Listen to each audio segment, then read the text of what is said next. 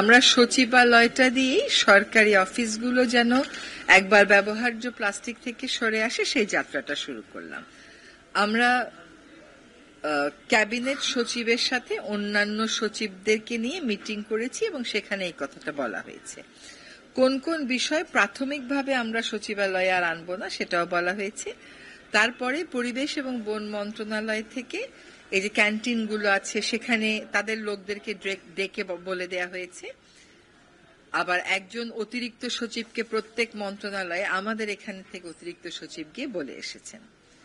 এখন মন্ত্রণালয়ে বাইরে থেকেও অনেক ভিজিটাররা আসে, তাদের ক্ষেত্রেও আমরা আজকে গেট থেকে শুরু করেছি এবং তারা যদি কেউ পলিথিন শপিং ব্যাগ নিয়ে আসে আমরা বিকল্প একটা ব্যাগ দিয়ে দিচ্ছি। আজকে থেকে কিন্তু যাত্রাটা শুরু, এই নিষিদ্ধের যাত্রাটা শুরু। আমরা 31শে ডিসেম্বর পর্যন্ত নিয়মিত মনিটর করব।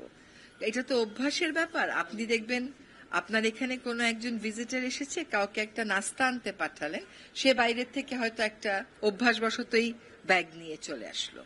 সেটা যাতে না হয় সেজন্য আজকে থেকে নিয়ে শুরু করে 31শে ডিসেম্বর পর্যন্ত আমরা নজরদারিটা করব। আশা করি 1 জানুয়ারি থেকে সচিবালয় সম্পূর্ণভাবে একবার ব্যবহার্য প্লাস্টিক মুক্ত হবে। পানির বোতল তো আমরা প্রথম থেকেই ডিসকারেজ করছি। তারপরেও অনেক মন্ত্রণালয় যেটা করে একবারই অর্থ বছরের শুরুতে অনেক বোতল কিনে ফেলে। তো সেইগুলো আমরা কিন্তু যখন যে মিটিং এ যাই, এখন ওই মিটিং গুলো তার পানির বোতল দেয় না, তারপরেও যে একেবারেই নেই সেটা বলতে পারছি না, কিন্তু একেবারে নেই এর যাত্রাটা আমরা আজকে থেকে শুরু করলাম। আশা করি 31শে ডিসেম্বরের মধ্যে একেবারে নেই করে ফেলতে পারবো। 1 জানুয়ারি থেকে আপনি আর কোনো পানির বোতল দেখবেন না। এখনো বেশিরভাগ মন্ত্রণালয়ে গেলেই আপনি আর এটা পাবেন না। ব্যবস্থা ঠিক না, এটা তো আসলে অভ্যাস পরিবর্তনের জন্য একটা মনিটরিং করছি। সিঙ্গেল ইউজ প্লাস্টিক তো বাংলাদেশে নিষিদ্ধ না, আমরা ডিসকারেজ করছি। আমরা যদি দেখি সরকারি লেভেলে আমরা সফল হতে পারি, আমাদের সরকারি লেভেলের আগেও কিন্তু বেশ কিছু বিশ্ববিদ্যালয়, বেশ কিছু দূতাবাস তাদের নিজের আঙ্গিনাকে সিঙ্গেল ইউজ প্লাস্টিক মুক্ত ঘোষণা করেছে।